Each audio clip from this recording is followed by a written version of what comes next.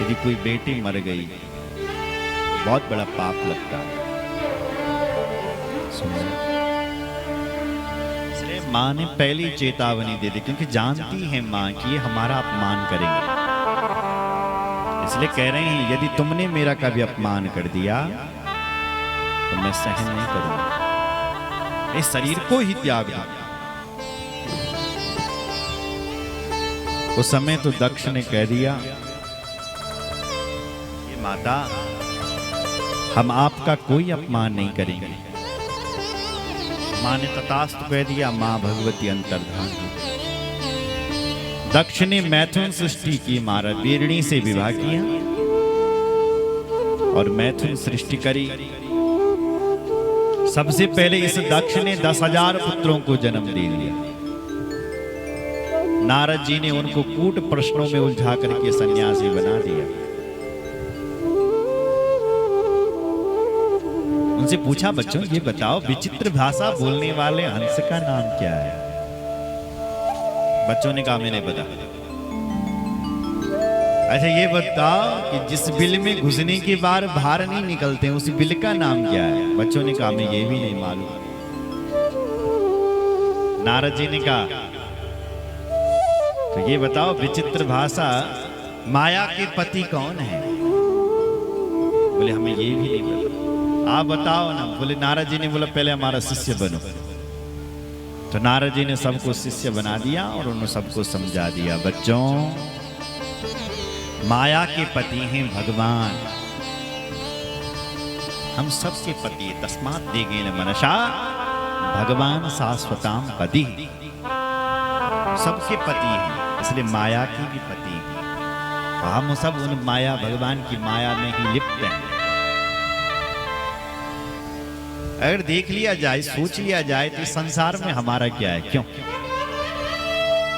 खाली हाथ आए थे, खाली हाथ जाना। कोई यहां से कुछ लेकर के नहीं जाएगा। अच्छा तो हम यहां छोड़ करके क्या जाते हैं? सब कुछ यहीं तो छोड़ते हैं। यहां से लेकर के क्या जाओगे? कुछ नहीं।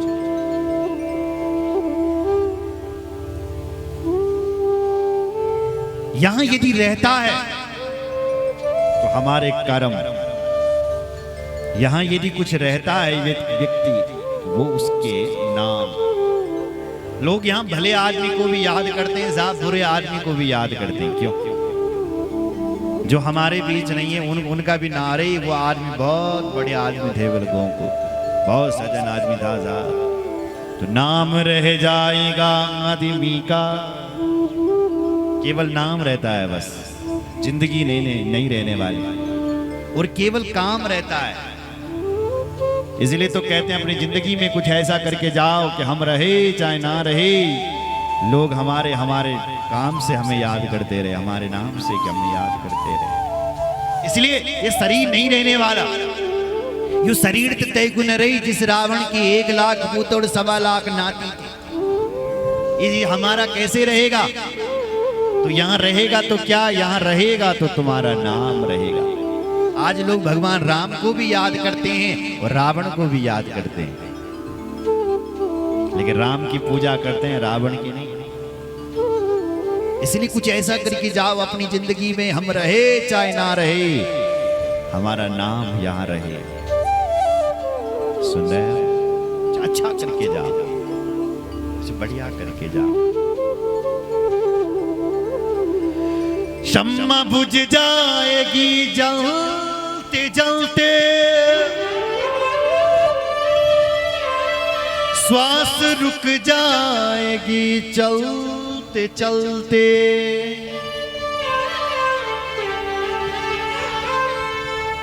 श्वास रुक जाएगी चलते चलते। इन श्वासों का कोई भरोसा नहीं है। दम निकल न जाए रोशनी का, क्या भरोसा है इस जिंदगी का। हम रहे या मुहब्बत रहेगी, हम नहीं रहने वाले साहब, केवल हमारा काम यहां रहेगा। दास्तां अपनी दुनिया कहेगी, नाम रह जाएगा आदमी का, क्या भरोसा है इस जिंदगी का।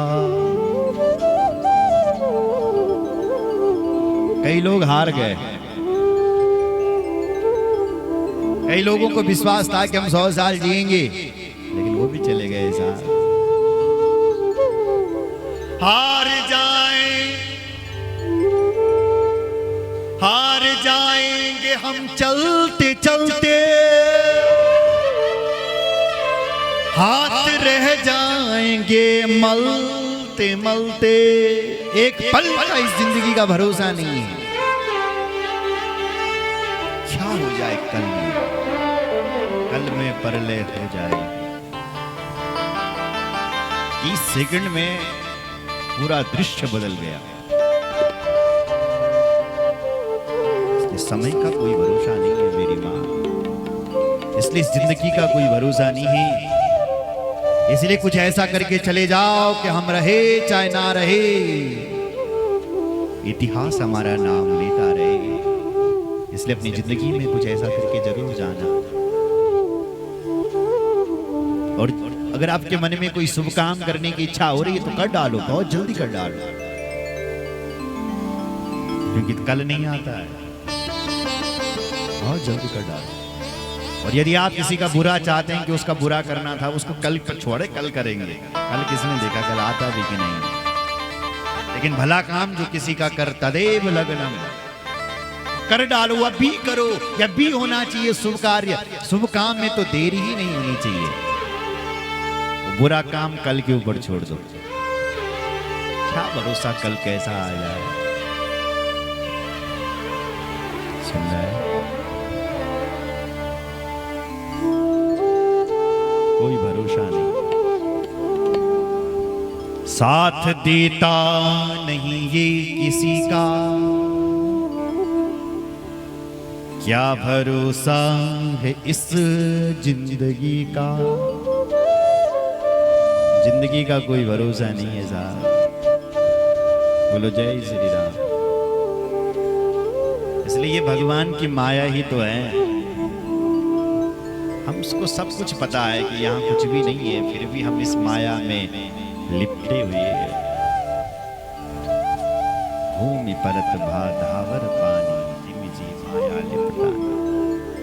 जब तक आकाश की बूंद, पानी की बूंद आकाश में, तब तक वो साफ है, स्वच्छ है, निर्मल है। और जैसी धरती पर गिर जाती है, ऐसी वो पानी की बूंद खराब हो जाती है। ये जीव भी तो ऐसी है, जब तक माँ के गर्भ में रहता है तब तक उसका सारा ज्ञान रहता है जीव को। और जैसी बल संसार माँ तो रो जाता है, फंस जाता है। कौन है भाई ये लोग, कहाँ आ गए। जीव जब माँ के पेट में रहता है तो उसको अपने जन्म जन्मांतरों का ज्ञान रहता है कि मैं कौन हूँ, कहाँ से आया हूँ, क्या मेरा कर्तव्य है संसार में। लेकिन जैसे ही वो संसार में आता है उस सारे ज्ञान को भूल जाता है, इसलिए वो रोता है।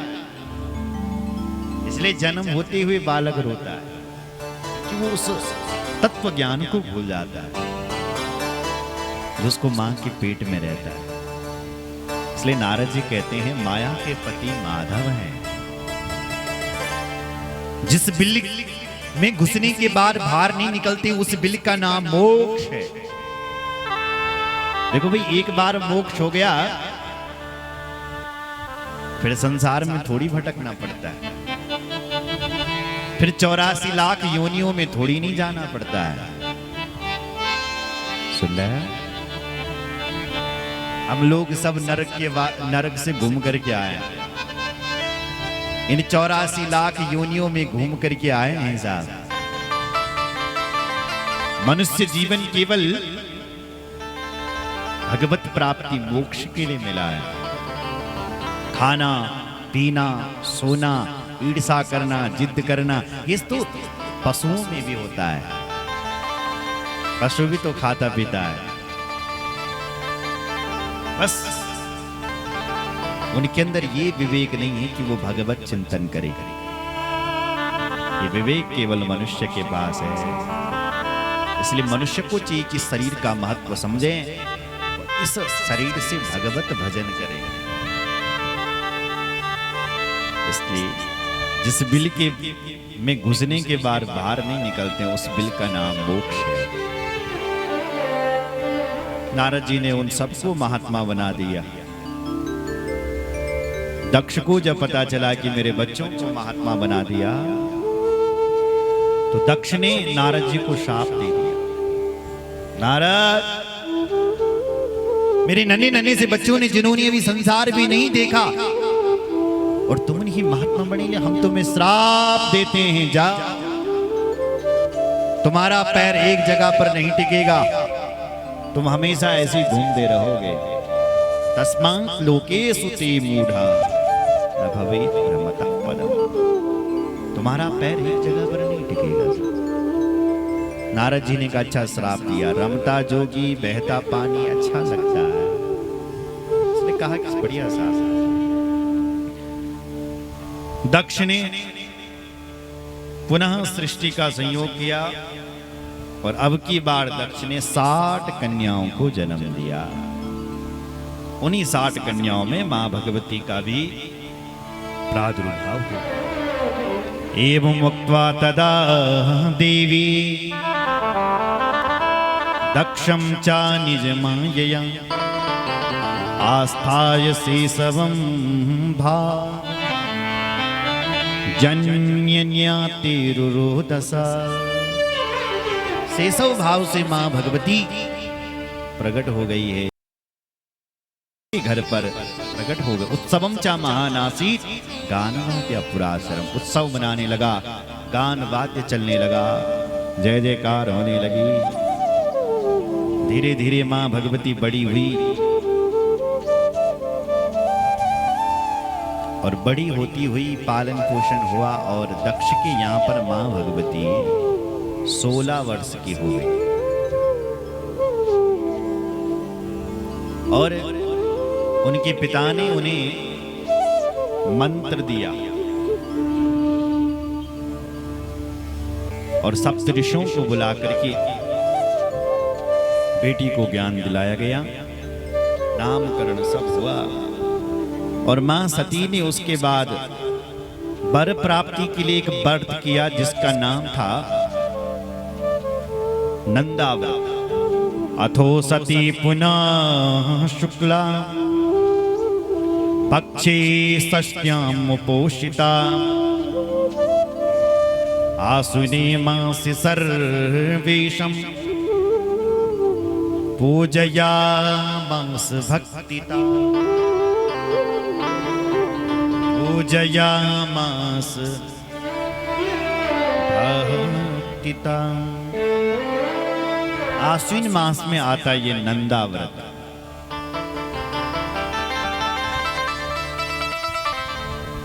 आश्विन मास शुक्ल पक्ष अष्टमी तिथि, जिन बहनों का विवाह न हो रहा हो उनको भी बल ये नंदा व्रत करना चाहिए। आश्विन मास के महीने में अष्टमी तिथि को, शुक्ल पक्ष की अष्टमी तिथि, मां सती ने ये व्रत किया भगवान शंकर का, और इस व्रत से भगवान शंकर प्रसन्न हो गए। बोलो शंकर भगवान की जय। और सती देवी के सामने प्रकट हो गए महाराज। सर्वांग सुंदरो गौर पंचवस्त्रस्त्रिलोचना चंद्रभाला प्रसन्नात्मा सिद्धिकंठश्चतुर्भुजा। सिद्धिकंठश्चतुर्भुजा। सर्वांग सुंदरो गौर। देखो भाई, भगवान शंकर के समान इस दुनिया में कोई गोरा नहीं।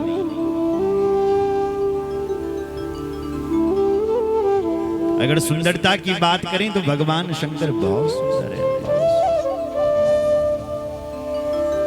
उपमा दी कर्पूर गौरम करुणावतारम संसार सारम भुजगेंद्रहारम।